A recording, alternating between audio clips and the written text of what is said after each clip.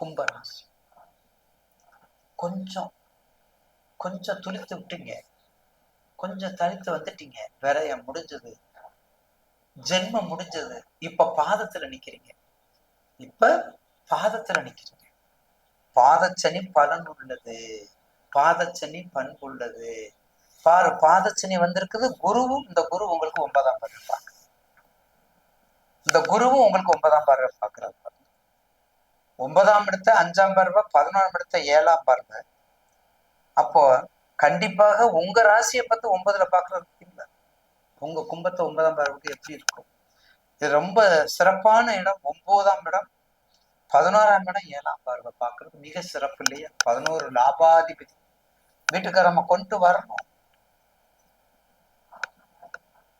தங்கம் வைரம் வடிவத்தை வரணும், தங்க வைர வடிவத்துல வரணும். அப்படி வந்தா தான் நல்லா இருக்கும். சொல்றோம்ல, அப்படிப்பட்ட கும்பராசிக்கு கொஞ்சம் கொடுத்து வச்சிருச்சு.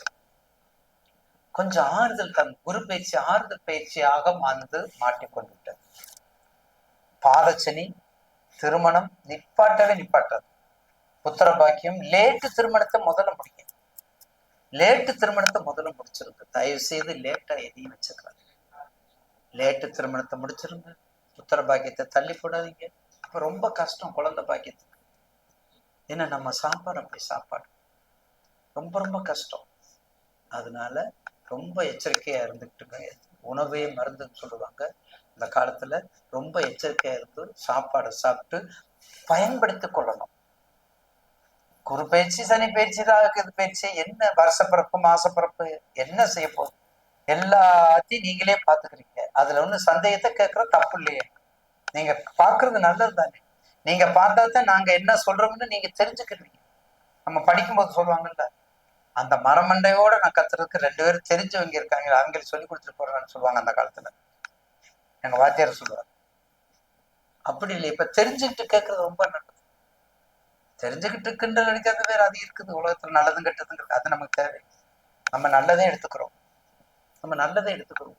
அப்படிப்பட்ட கும்பராசிக்கு குரு பயிற்சி மிகப்பெரிய டானிக், மிகப்பெரிய டானிக். அதை மறந்துடாதீங்க.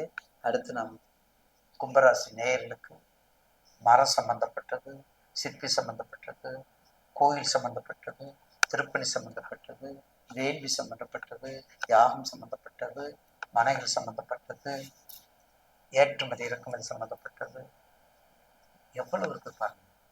எல்லாம் பண்ணி வந்தால் ஒரு மாற்றத்தை கொடுக்கும்.